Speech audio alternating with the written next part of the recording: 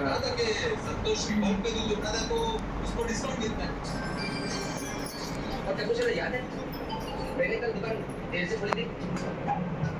हाँ कल अपनी दुकान लेट ही खोली थी। तो पता है कि मैंने दुकान देर से क्यों खोली?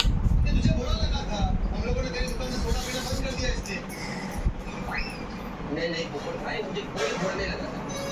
दुकान मैंने इसलिए देरी से खोली थी क्योंकि मैं बिहार गया।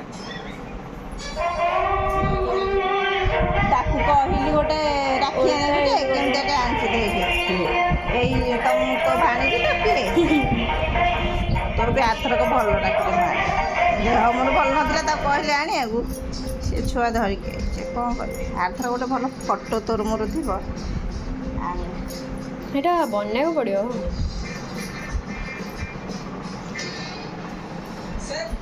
सर एक मिनट ये मिस्टर अब्दुल जी बोला भी मैं कैमरा हाँ मस्त।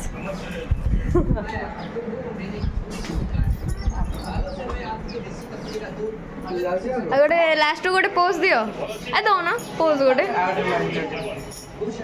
पोज अरे सही कैमरा कौन ना ଫଟୋ ଉଠେଇଲୁ